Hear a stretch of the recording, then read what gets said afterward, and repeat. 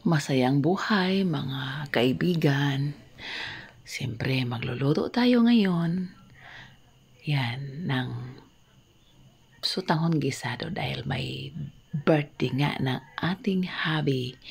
So, pagluluto ko siya ng sutanghon pansit gisado. Yan, andyan na lahat ang mga sangkap niya sa loob. Ayan. Pero hindi ito kompleto guys. Wala kasi siyang shrimp. Shrimp lang ang kulang dito. At saka liver ng chicken. Ayan. Ayan. Pero yummy talaga ito. Alam niyo na, pag ako nagluluto, siyempre yummy like me. Charurot. Ayun. At least para pag uwi naman niya galing trabaho, magiging happy naman siya ng konti dahil hindi ko nakalimutan ang kanyang birthday. Yan. Procedure ko sa pagluluto. Bawang muna. Until brownish na siya ang pagkaluto ng bawang at saka yung ating karni. Ayan. Iluluto muna natin ng mainam ang karni dyan. Baka naman matigas at may sabaw ako. Ribs yan. Para ang sabaw dyan, ilalagay ko rin sa aking pansit gisado. Ay ang sabaw ng nilaga kong ribs. Ayan, ang prepare ko ng chicken para i-air fryer ko yan. At ayan, ang pinaka the best nga decor ng aking bunso, ng aking hubby. Yan, yan ang salarin.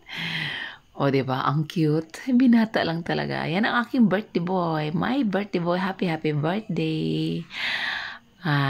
MBTC, God bless. Sana bigyan ka pa ni Lord ng mahabang buhay at healthy forever. At siyempre, gwapo forever. Ayan. Ayan, naluto na lahat ang aking pinaghirapan. Tingnan nyo yan.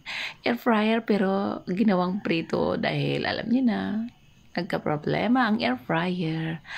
Ayan ang aking cake. Hindi ko na na-dulit sa camera para makita nyo ang dedication ng cake na yan. Tatlong putahe lang ang handa ng aking hubby. Ayan, ang aking bunso.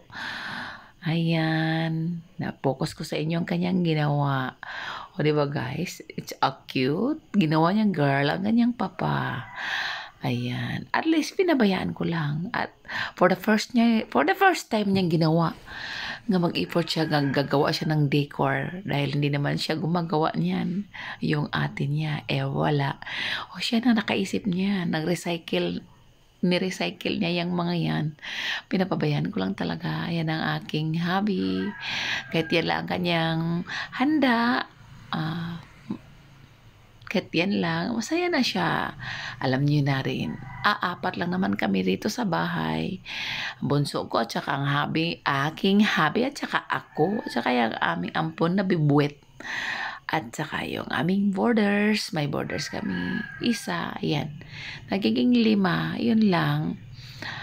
Diba? Hindi na kailangan magarang handa. Yan, naglalaro pa siya ng balon. Yan lang balon niya, isang piraso din.